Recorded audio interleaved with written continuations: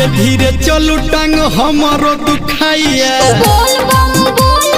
हमरा में बजाइया हमारो तो धनी सुनु कंठ सुखाइया भोला बाबा दूर छै जाना जरूर छै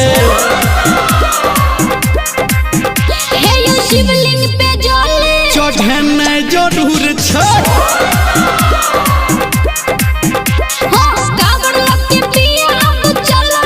धीरे धीरे चलू टांग हमारो दुखाइया भोला बाबा दूर छै जाना जरूर छै हे यो शिवलिंग पे जल चढ़ना जरूर छै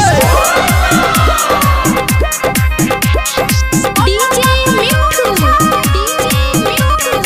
अभी आप सुन रहे हैं सावरिया म्यूजिक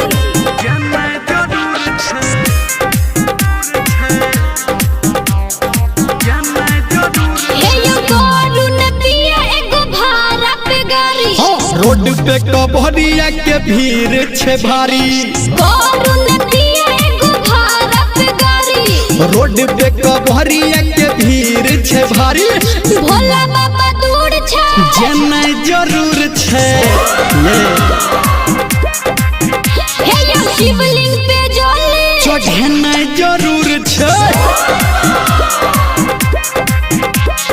कांवर लोग के पिया अब चलल न जाइए धीरे धीरे चलू टांग हमारो दुखाइया भोला बाबा दूर छै जाना जरूर छै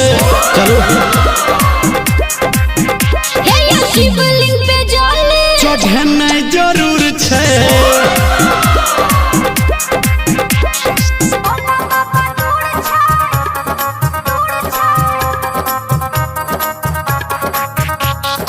डीजे मिठू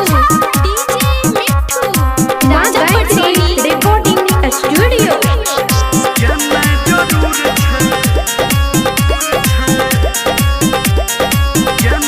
भोला बाबा देखते कोन पियाज फल दुनू परहनी जब चढ़े पइए जल भोला बाबा देखते कोन पियाज फल दुनू परहनी जब चढ़े पइए जल भोला बाबा दूर छै जाना जरूर छै चलो हे यो शिवलिंग पे जल चढ़ना जरूर छै कांवर लोग के पिया अब चलल न जाइए धीरे धीरे चलू टांग हमारो दुखाइया भोला बाबा दूर छै जाना जरूर छै चलो कनिए दूर छै हे यो शिवलिंग पे जल चढ़ना जरूर छै ये मैडम भ गेल छै बस कनिए दूर छै देखियो बाबा के